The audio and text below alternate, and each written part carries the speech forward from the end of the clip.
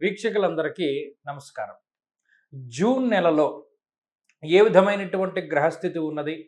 ఆ గ్రహస్థితి వల్ల ద్వాదశ రాసుల వారు ఏ విధమైనటువంటి ప్రభావాన్ని పొందబోతూ ఉన్నారనేటువంటి విషయాన్ని ఈ కార్యక్రమం ద్వారా తెలుసుకుందాం. ముఖ్యంగా సింహరాశి వారికి జూన్ మాసమందు మిశ్రమమైనటువంటి ఫలితాలు గోచరిస్తూ ఉన్నాయి. వ్యయస్థానమున ఉన్నటువంటి గురుగ్రహం స్థానం భ్రంశాన్ని కలగజేయడానికి అవకాశం ఉంటుంది. అనగా ఉన్నటువంటి ప్రాంతాన్ని వదిలిపెట్టి వేరే ప్రాంతానికి వెళ్ళేటువంటి పరిస్థితులు ఉండబోతూ ఉన్నాయి.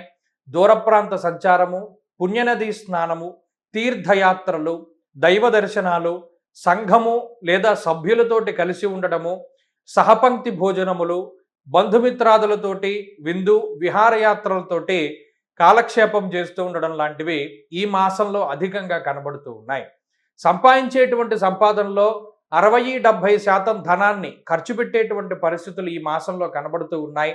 మరీ ముఖ్యంగా ఒక ప్రాంతంలో స్థిరంగా ఉండకుండా అనేక రకాలైనటువంటి ప్రాంతాల సందర్శనానికి కూడా ఈ మాసంలో ప్రత్యేకమైనటువంటి అవకాశాలు సింహరాశి వారికి ఉన్నాయి. ఉద్యోగపరంగా స్థానం మార్పు చెందడానికి, లేదా నైట్ షిఫ్ట్ డే షిఫ్ట్లో మార్పులు రావడానికి, లేదా ఉద్యోగం చేసేటువంటి కంపెనీ మారడానికి ఎవరైతే ప్రయత్నం చేస్తూ ఉన్నారో ఇటువంటివన్నీ కూడా సఫలీకృతం అవ్వడానికి ఈ మాసంలో ఎక్కువ అవకాశం ఉంటుంది.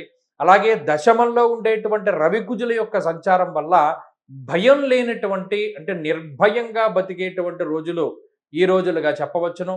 అయితే సపోర్ట్ చాలా తక్కువగా ఉంటుంది. ప్రత్యేకించి కుటుంబ సభ్యుల సపోర్ట్ కానీ, లేదా జీవిత భాగస్వామి తాలూకు సపోర్ట్ కానీ, లేదా తోబుట్టువులు మరే ఇతరత్ర సభ్యుల యొక్క ఆత్మీయులు బంధువుల యొక్క సపోర్ట్ తక్కువగా ఉండడం వల్ల ఎక్కువగా ఒంటరితనంగానే ఉంటూ ఉంటారు. అంటే నేను ఒక్కడనే ఉన్నాను, నేను ఒక్కడనే కష్టపడవలసి వస్తోంది, లేదా నేను ఒక్కడనే ఈ శ్రమ చేయవలసినటువంటి పరిస్థితులు వస్తున్నాయి అనేటువంటి భావన చాలా ఎక్కువగా ఉంటుంది.